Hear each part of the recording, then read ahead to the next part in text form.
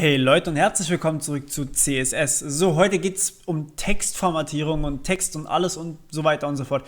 Ja, mit Text kann man viel machen. Ihr kennt bisher bloß die Textfarbe und deswegen habe ich hier schon mal einen kleinen Lorem Ipsum Text kopiert. Genau, den wollen wir jetzt verändern. Dieses Div hier habe ich einfach mal auskommentiert. Was das übrigens macht, seht ihr jetzt. Seht ihr gar nicht mehr, weil ich schon aktualisiert habe. Wenn man auskommentiert, dann verschwindet einfach ein Teil. Das heißt, das hier ist gerade inaktiv.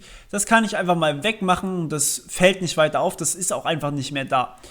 So wie zum Thema Kommentare kann man sehr gut brauchen.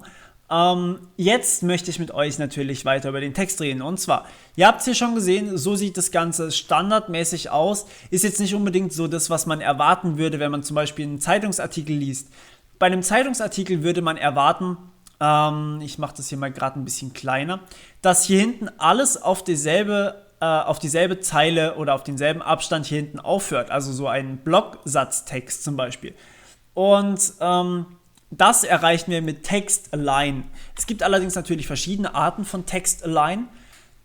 Text-Align funktioniert so. Wir haben entweder Center, Inherit, Justify, Left oder Right. Inherit brauchen wir jetzt erstmal nicht zu beachten, dann wird es einfach von dem next drüber liegenden Tag, also in dem Fall div, übernommen, aber das brauchen wir jetzt nicht. Wir wollen hier jetzt uns über Center, Left, Right und vor allem Justify unterhalten. Justify ist genau das, was ich euch gerade gesagt habe, nämlich der Blocksatz. Wir kriegen hier alles auf links und rechts dieselbe Position, hört es auf. Und wenn ich das hier weiter drehe, beziehungsweise enger oder weiter mache, dann sehen wir, dass der Text automatisch weiterfließt und der Blocksatz immer erhalten bleibt. Das ist wunderbar und sehr, sehr nützlich, vor allem wenn ihr irgendwie, wie gesagt, Zeitungsartikel oder sowas macht. Hilft dem Lesen, scheinbar habe ich mal irgendwo gelesen. Gelesen. Okay. Left ist der Standard, da wird es einfach alles nach links gesetzt. Und so seht ihr das normalerweise. Right sieht man relativ selten. Ich glaube, ihr kennt es auch von den ganzen Word oder sowas. Ja. Hier haben wir einfach einen Text, der rechts angepasst ist und so soll es dann teilweise auch mal sein. Okay, Center ist vor allem für Überschriften interessant, weil da werden natürlich die Überschriften genau in die Mitte gerückt. Sieht dann auch sehr schön aus, dementsprechend zackig wird es hier an der Seite, also ja.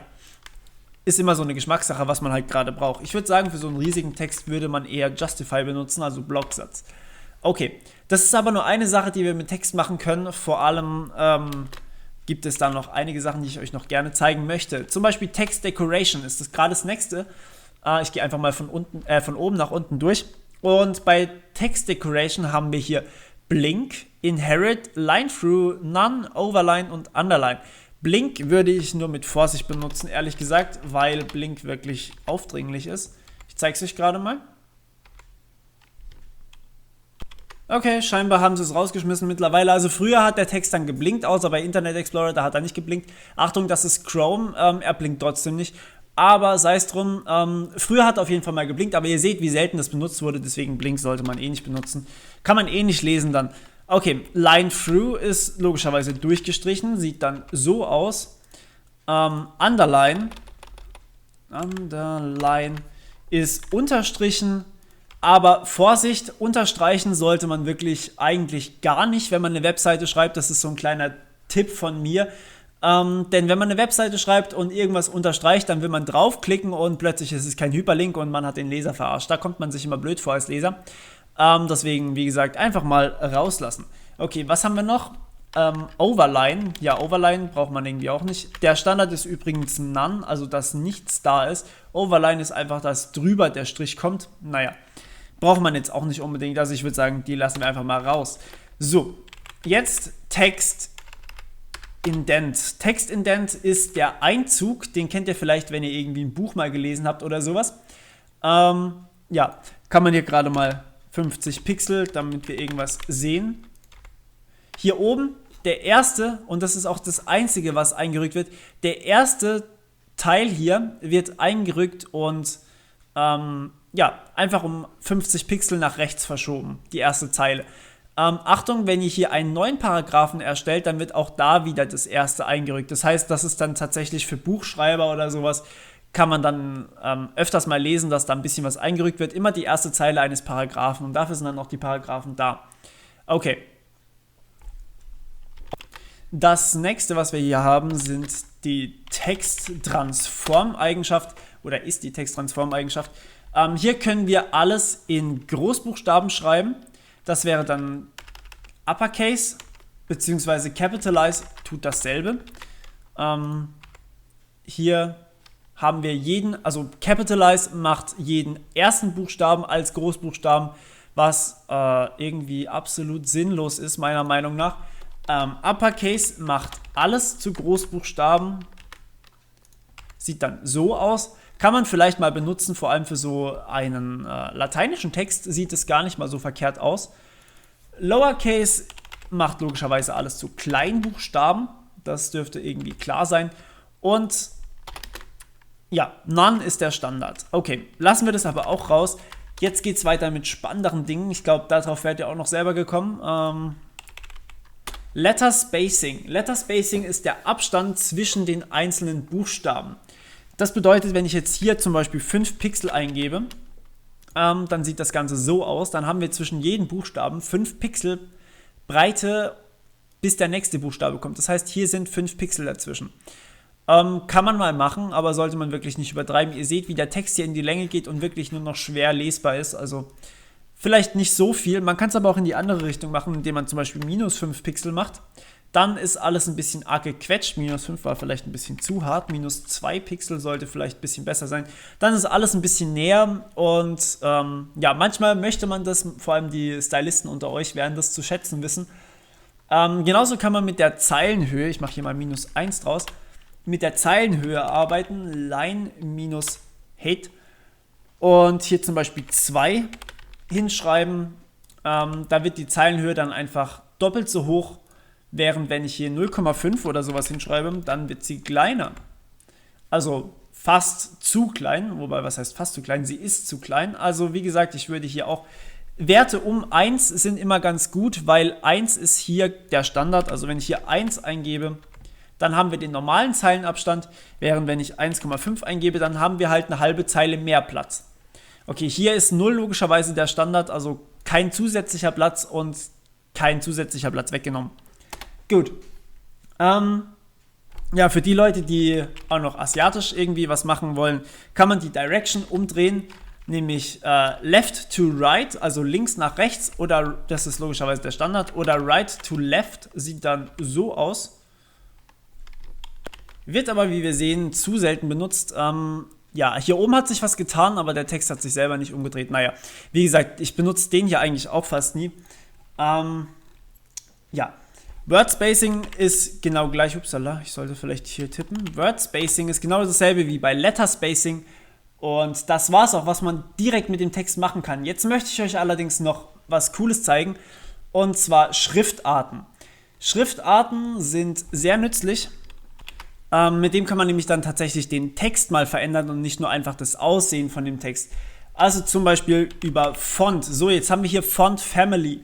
Font Family, komm schon. Font Family ist die Schriftart, die ihr benutzen wollt. Dazu werde ich dann im CSS 3 Teil nochmal mehr machen, denn in CSS 3 kann man auch eigene Schriftarten importieren.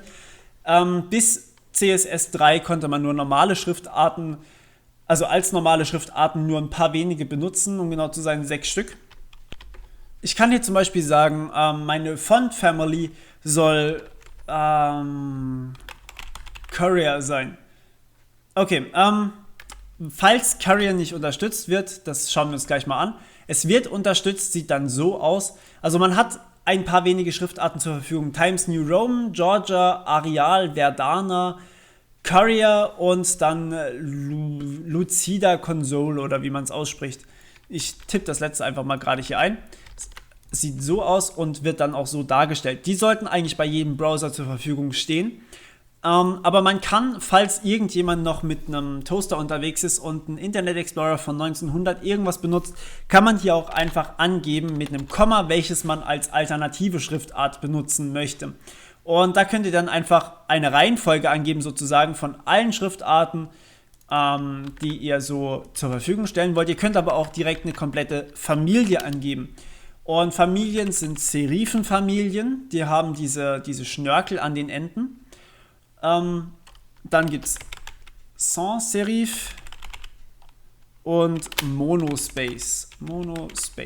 So, Serifen, wie gesagt, Sans Serif ist zum Beispiel Arial oder sowas und Monospace sind die beiden hier vorne. Das heißt, zuerst wird jetzt hier die Lucida-Konsole gepickt, dann die Courier, dann Serifen und dann ohne Serifen und dann Monospace am Ende. Irgendwas aus der Familie, was der Rechner dann halt zur Verfügung hat. Irgendeine Schriftart muss er haben, denn es muss auch mal irgendwie dargestellt werden können. Ja, okay. So, was haben wir als nächstes? Achso, Semikolon logischerweise nicht vergessen, also einfach hier mit Komma die einzelnen Dinger trennen und wir sehen, dass wir hier dann automatisch eine Schriftart ausgewählt bekommen. Okay, mit Font Size kann ich logischerweise die Größe angeben, ihr könnt da in Pixeln arbeiten, 15 Pixel zum Beispiel, das wäre dann so, oder wir machen 150 Pixel, dann haben wir halt ein bisschen größer. Okay. Also 15 Pixel, denke ich, passt ganz gut. Normalerweise sind es, glaube ich, 18 oder sowas.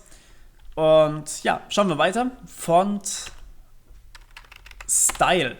Font Style haben wir die Möglichkeiten Italic, das bedeutet kursiv gedruckt, normal oder fett gedruckt. Ja, sollte eigentlich klar sein, brauche ich jetzt auch nicht extra zeigen. Ich möchte euch da bloß nur so einen kleinen Überblick geben, weil die Sachen, die finde ich schon ziemlich wichtig. Okay, so. Font Variant ist es. Ach, komm schon.